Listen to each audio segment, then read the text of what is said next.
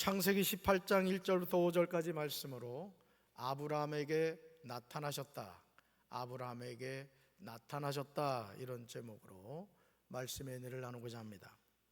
삶의 여정에서 우리는 누구를 만나느냐에 따라서 우리 삶이 바뀝니다. 우리가 스스로 선택할 수 없지만 어떤 부모님을 만나느냐가 정말 중요합니다. 신앙을 가진 부모님을 만나면 우리는 자연스럽게 부모님의 신앙을 이어받게 됩니다.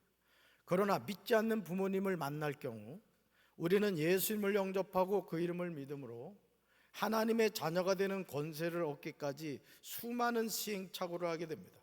교회를 다닌다고 핍박을 당하고 심지어 매질을 당하기도 하고 내가 읽고 있는 그 소중한 성경을 불에 태워버리기도 하고 그런 모진 고난을 겪게 되죠. 사실 모태신앙으로 태어나서 살아가는 것은 축복입니다. 물론 부모님으로부터 주어진 영적인 축복을 이어가는 것은 더 중요한 문제입니다. 부부로서 만나면 어떻습니까? 믿는 남편을 만나고 믿는 아내를 만나는 것은 우리 생의 가장 큰 축복입니다.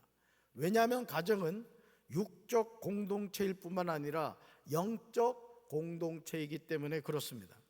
하나님을 섬기는 신앙을 가진 남편과 아내로 만나 한 가정을 이루어 부부가 된다는 것은 영적으로 보았을 때 하나님의 은혜입니다. 우리에게 이런 하나님의 놀라운 은혜가 있어야 될 줄로 믿습니다. 특별히 결혼을 앞두고 있는 자녀들 있으시다면 꼭 하나님께 기도하셔서 주여 우리 사랑하는 자녀가 믿는 남편을 만나게 하시고 믿는 아내를 만나게 해달라고 기도하시길 주님의 이름으로 축원합니다. 부모와 자녀의 관계도 마찬가지입니다. 당연히 믿는 부모님을 만나는 것이 축복이듯이 부모의 신앙을 잘 이어가는 자녀를 만나는 것도 하나님의 축복입니다. 부모는 신앙이 좋고 하나님을 잘 섬기는 믿음을 가지고 있는데 심지어 목회자 자녀들 가운데도 교회를 다니지 않고 세상으로 나가는 이들이 있어요. 장로님들 자녀들 가운데도 그런 경우가 많습니다. 오늘 2부 예배 드리시는 여러분의 가정은 다 여러분의 신앙을 자녀들이 더 잘 이어가서 손자들은 더 하나님을 잘 섬기고 막 4대 5대 때는 그냥 목회자와 선교사들이 쏟아지시길 주님의 이름으로 축원합니다. 여러분, 이런 하나님의 은혜는 우리가 날마다 하나님께 구해야 되고 기도해야 될 줄로 믿습니다. 아담에게 가인과 아벨이란 자녀가 있었듯이 자녀가 부모님의 신앙을 다 이어가진 않아요. 아벨 계열의 자녀가 있고 또 가인 계열의 자녀가 있는 것을 보게 됩니다. 사랑하는 성도 여러분, 그러기에 우리는 일평생 만남의 축복을 위하여 기도해야 합니다. 친구 따라 강남 간다는 속담이 있듯이 우리가 누구를 만나고 누구와 교제하며 사느냐가 우리 삶에 말할 수 없는 영향을 받게 됩니다. 여러분, 친구 따라 강남 간다는 이 속담은요, 자신의 주관 없이 남을 따라 행동하는 상황을 비유적으로 표현한 말입니다.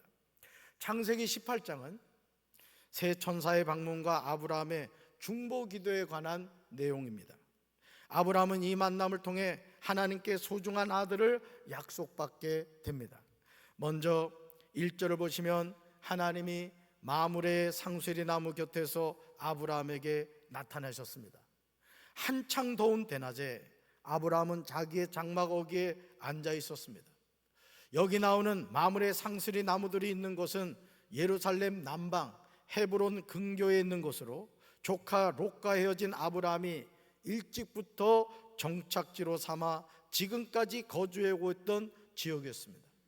그런데 날이 한창 뜨거울 때 하나님이 사람의 모습으로 천사들과 함께 아브라함을 직접 찾아오신 것입니다. 창세기 18장 2절을 주목해서 보시면 아브라함은 자기 눈으로 사람 셋이 맞은편에 서 있는 것을 보게 됩니다. 얼마나 놀라운 장면입니까? 우리 쉬운 성경으로 같이 읽습니다. 아브라함이 눈을 들어보니 세 사람이 자기 가까이에 서 있었습니다. 아브라함은 그들을 보고 자기 장막에서 달려나와 땅에 엎드려 그들을 맞이했습니다. 아멘. 사랑하는 성도 여러분, 아브라함이 본 사람이 몇 명이었다고요? 3명이었습니다.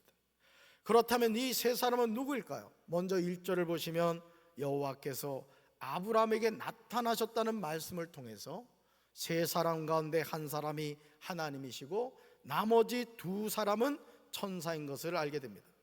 하나님은 영이신데 사람의 형상을 입고 직접 아브라함을 찾아오신 겁니다. 그렇다면 영이신 하나님이 아브라함을 직접 찾아오신 이유가 무엇일까요? 하나님이 천사와 가시적인 사람의 형상을 입고 아브라함에게 찾아오신 까닭은 어디까지나 계시 내용을 보다 분명하고 구체적으로 전달하기 위함이었습니다. 하나님은 오늘도 우리에게 이런 뜻밖의 만남을 허락하시곤 합니다. 누군가를 만났는데 그 사람을 통하여 하나님의 음성을 듣게 되고 그 사람을 통하여 하나님의 뜻을 깨닫는 그런 은혜가 지금도 있다는 것입니다. 그런데요, 아브라함은 사람의 형상을 입고 자신에게 나타나신 하나님과 두 천사를 보자 장막 어귀에서 달려나가서 그들을 맞이하며 땅에 엎드려서 절을 하였습니다. 물론 아브라함은 하나님과 두 천사라는 사실을 전혀 몰랐습니다. 생명부지의 나그네들에 대하여 적극적이고 진실한 사랑으로 영접을 합니다. 이것은 아브라함의 마음에서 우러나온 친절이며 그의 삶이 항상 나그네 대접하기를 힘쓰는 삶이었음을 드러내 줍니다. 여기서 아브라함이 세 사람에게 몸을 땅에 굽혔다는 것은 귀한 방문자에 대해서 갖추는 근동의 인사 양식이었던 겁니다. 아브라함이 자신을 찾아온 세 사람의 신분이나 나이 등을 묻지 않고 이러한 예우를 표현한 것은 그의 인격이 평소 겸손한 사람이었음을 증명해 줍니다. 얼마나 놀라운 사실입니까? 아브라함은 나그네를 대접한다고 했는데 그 나그네가 살아계신 하나님과 두 천사였던 겁니다. 이 만남이 그에게 축복이었습니다. 저는 우리 사랑하는 성도 여러분들에게도 이런 하나님의 만남이 은혜가 함께 하시기를 주님의 이름으로 축원합니다.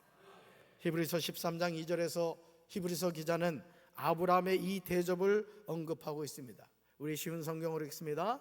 나그네를 대접하는 일을 잊지 말기 바랍니다. 어떤 사람들은 나그네를 대접하다가 자기도 모르는 사이에 천사를 대접하였습니다. 아멘.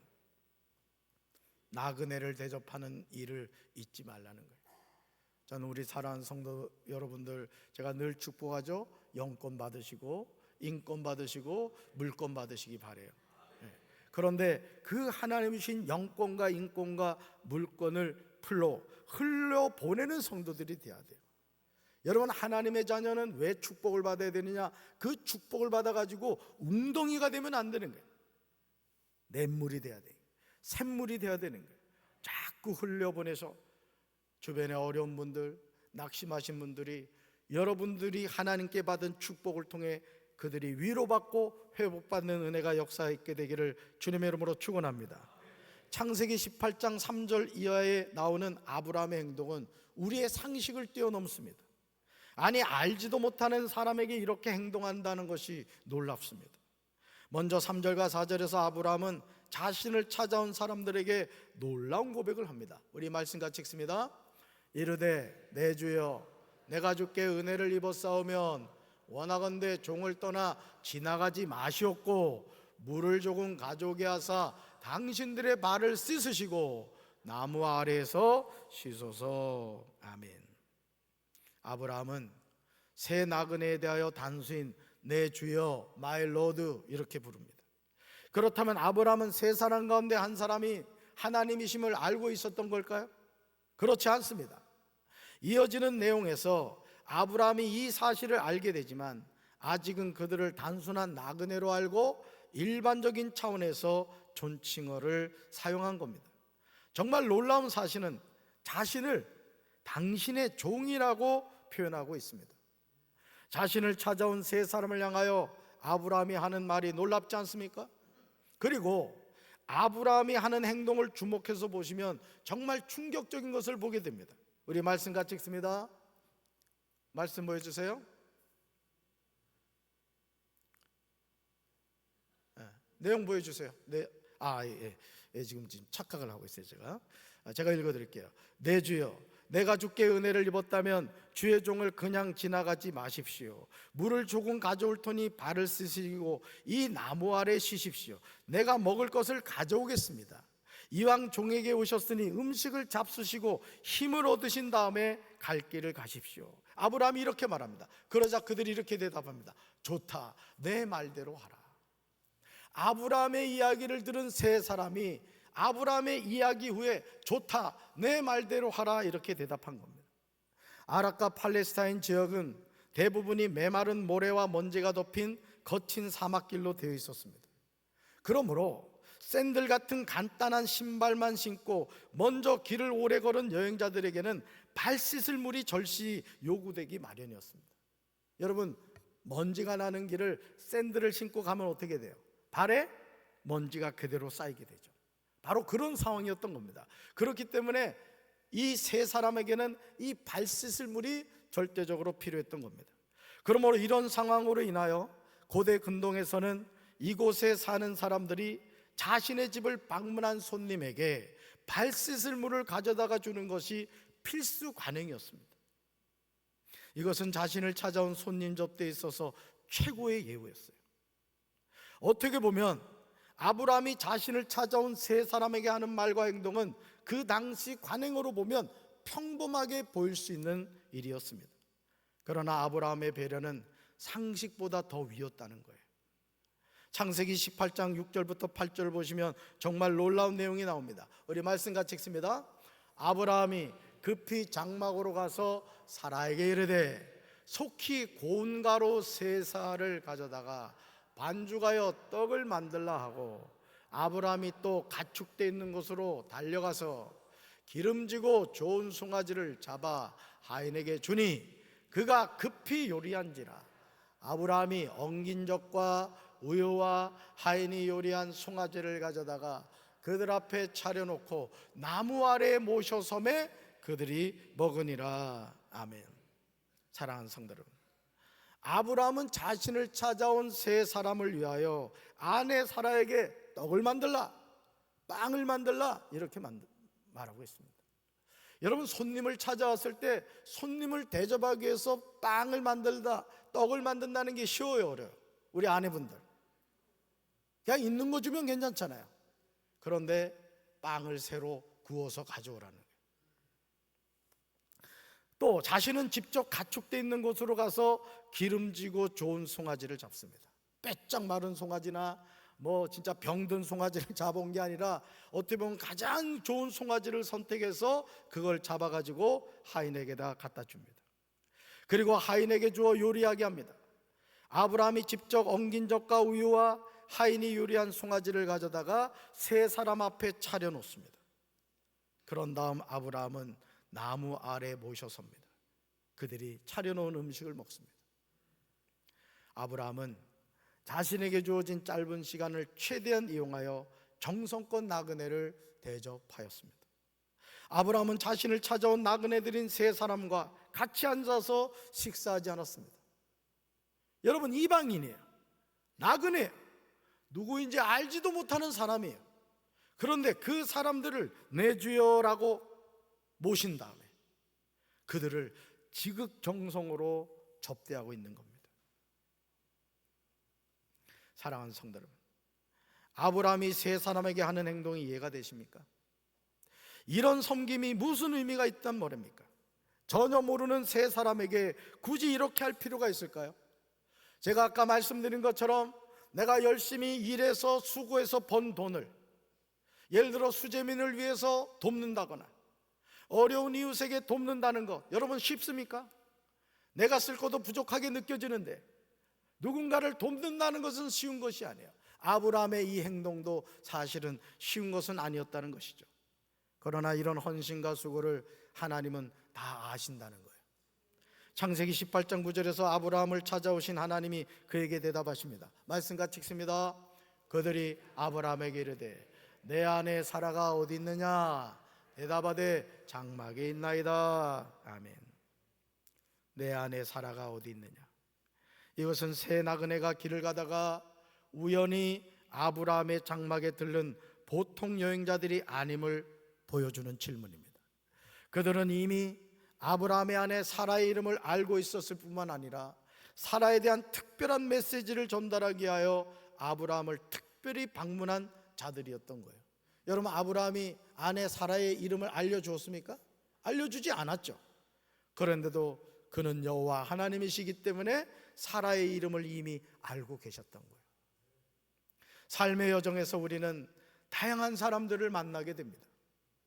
그런데 그 많은 만남 가운데 아브라함을 찾아온 세 사람의 만남이 있다는 사실을 아십니까?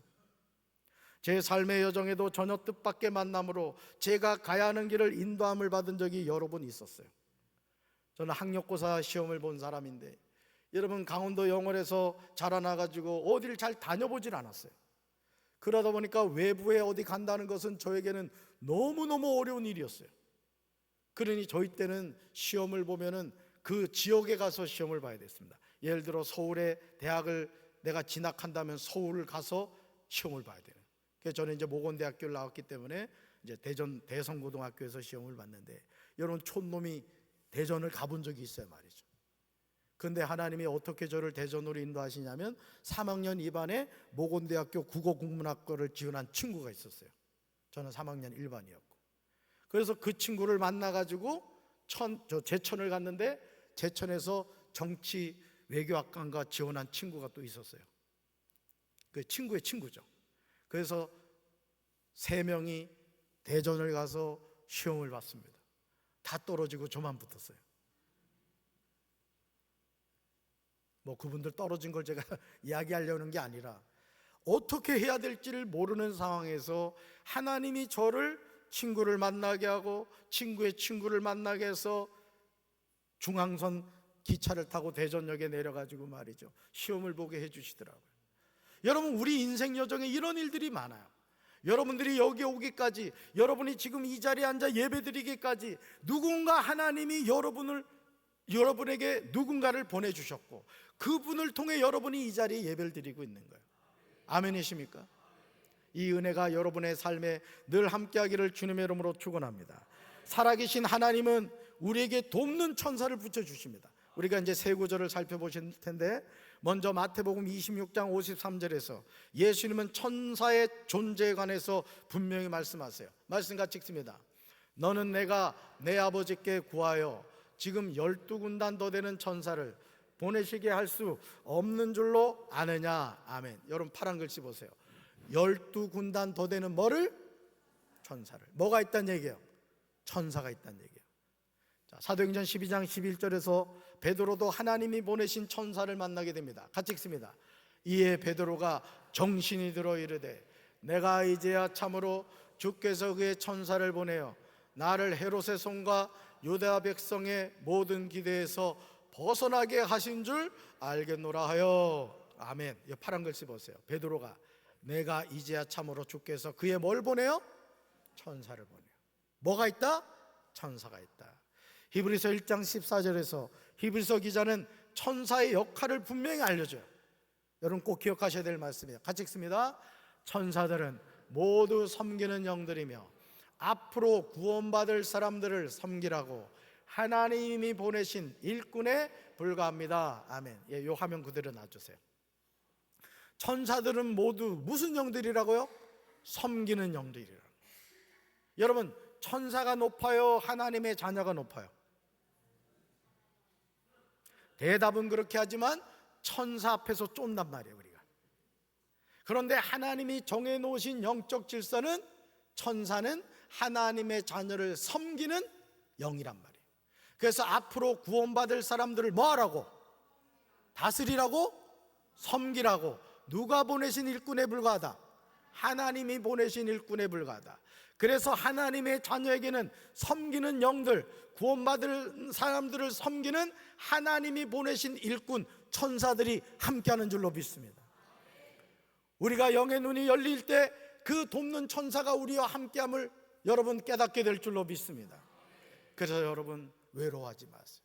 친구 없다고, 또 누군가에게 나 버림받았다고 그런 생각하지 마세요. 왜 버림받아요? 우리 하나님이 세상 끝날까지 우리와 함께 하시잖아요. 또 섬기는 영, 구원받은 사람들을 섬기는 하나님이 보내신 일꾼 누가 있다고요? 천사가 있단 말이에요. 아멘이십니까? 사랑하는 성도 여러분, 우리는 육의 눈을 뜨고 이 세상을 살아갑니다. 그러므로 육의 눈에 보이는 것이 전부인 것으로 생각을 해요. 그러나 이 세상은 육의 눈에 보이지 않는 영의 세계가 있습니다.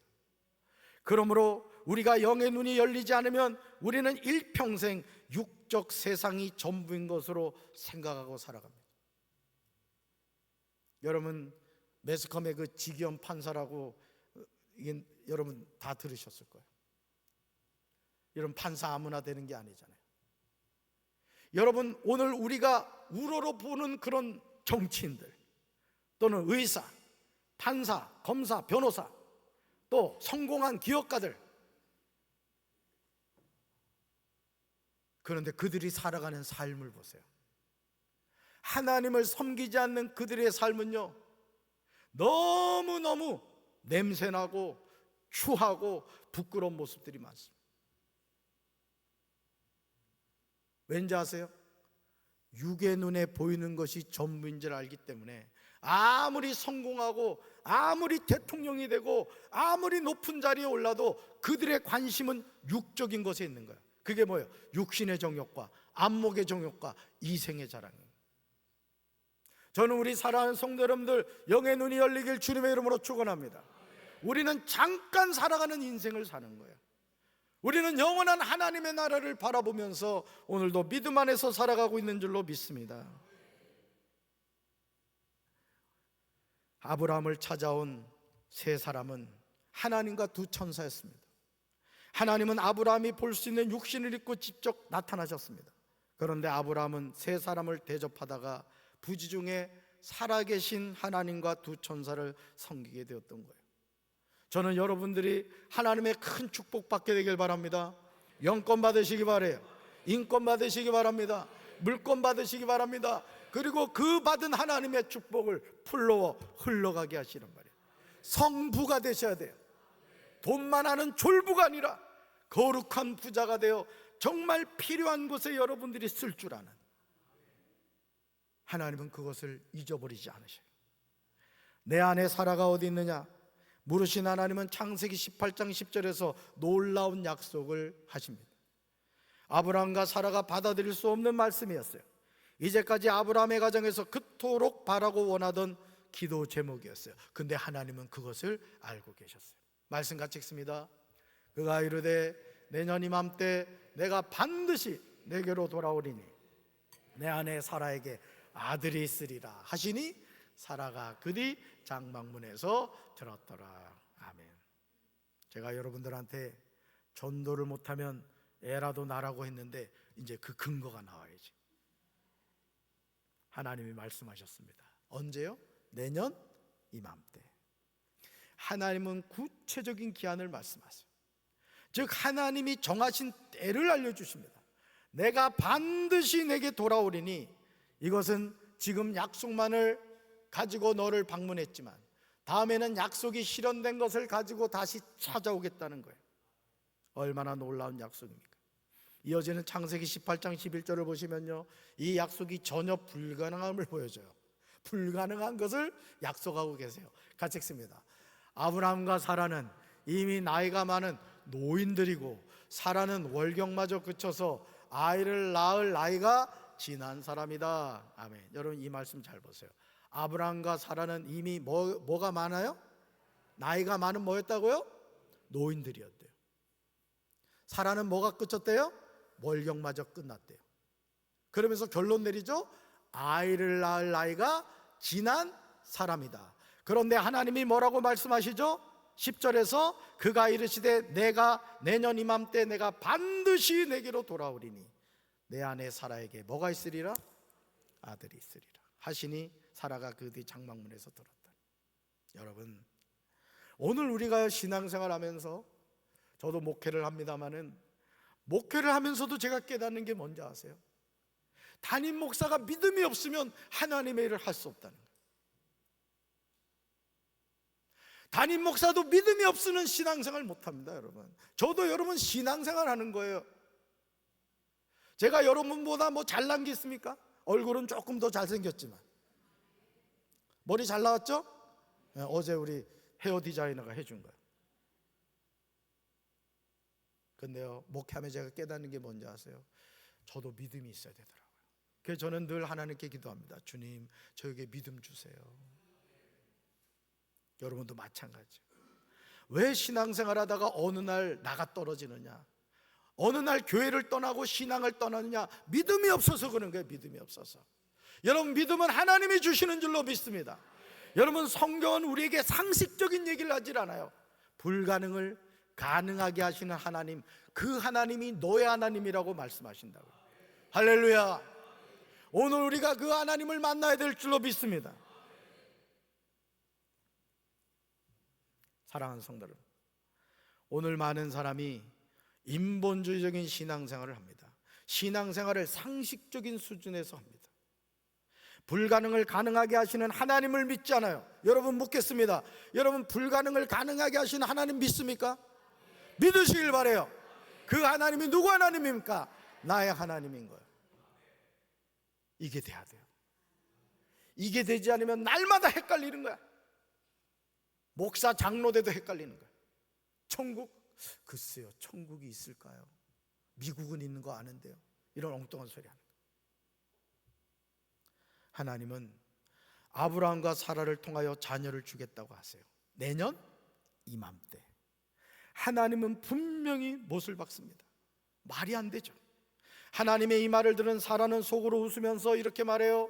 내 남편과 나는 너무 늙었는데 어떻게 우리에게 그런 즐거운 일이 생길까? 지금 이 사라는 뭐에 붙잡혀 있는 거예요? 인본주의적인 생각, 상식적인 생각. 월경이 끝났는데 우리 남편과 나는 늙은 노인인데 어떻게 이게 있을 수 있는가? 이렇게 얘기하고 있는 거예요. 너무 당연하죠? 그러자 여호와께서 아브라함에게 말씀하세요. 아니, 저와 여러분에게 말씀하시는 거예요. 같이 읽어볼까요? 사라가 왜 웃느냐? 어찌하여 내가 늙었는데 어떻게 아이를 낳을 수 있을까 하느냐? 사라가 하는 말을 누가 들으신 거예요? 하나님이 들으신 거예요. 그러니까 여러분, 입술로 부정적인 얘기하지 마세요. 불신앙적인 얘기하지 마세요. 따라서 나는 된다. 우리 가정은 축복받았다. 우리 교회는 부흥한다. 우리나라는 좋은 나라다. 아멘이십니까? 그러시면서 창세기 18장 14절에서 하나님은 다시 10절 말씀을 반복하십니다. 말씀 같이 읽습니다. 여호와께 능하지 못한 일이 있겠느냐? 기한이 이를 때 내가 내게로 돌아오리니 사라에게 아들이 있으리라. 아멘. 암송하셔야 될 말씀이에요. 여호와께 능하지 못할 일이 있겠느냐? 기한이 이를 때 내가 내게로 돌아온다는 거예요. 몇 년 후에? 1년 후에. 이때 사라의 나이가 몇 세요? 89세요. 아브라함의 나이 99세요. 여기 그 연배 드신 분 없죠? 다 소망이 있는 거예요. 그러므로 이 시간 살아계신 하나님이 우리에게 이렇게 말씀하세요. 꼭 암송하십시오. 나 여호와에게 불가능한 일이 있겠느냐? 한 번 더요. 나 여호와에게 불가능한 일이 있겠느냐? 이제 우리는 하나님의 이 말씀에 스스로 대답해야 됩니다. 내가 노쇠하였습니다. 내 주인도 늙었습니다. 이런 불가능한 일을 말할 것이 아니라 모든 것을 가능하게 하시는 하나님을 바라봐야 될 줄로 믿습니다. 하나님은 전지전능하세요. 하나님은 지금도 살아계시고, 하나님은 지금도 낮은 자, 넘어진 자, 실패한 자, 절망 가운데 있는 사람을 잡으셔서 다시 세우시고 일으키시는 하나님. 그 하나님 누구 하나님? 나의 하나님. 낭망하지 맙시다. 절망하지 맙시다.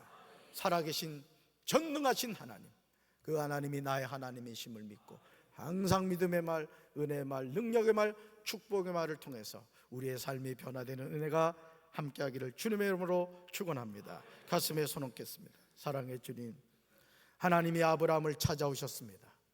그리고 내년 이맘때 너희 가정에 아들을 주겠다고 약속하셨습니다. 아브라함은 99세였고 사라는 89세였습니다. 이런 말도 되지 않는 말씀을 하나님은 아브라함에게 약속하셨습니다. 오늘 우리가 이 땅을 살면서 믿음이 없이는 하나님을 기쁘시게 할 수 없나니 하나님께 나아간 자는 반드시 그가 계신 것과 그가 자기를 찾는 자들에게 상 주시는 이심을 믿어야 할지니라 말씀하셨습니다. 불가능을 가능하게 하시는 하나님이 나의 하나님이신 줄로 믿습니다. 주여 저희들에게 믿음을 더하여 주시옵소서. 불신앙적인 말과 언어와 생각이 변화되게 하옵소서. 예수님 이름으로 간절히 기도합니다. 아멘.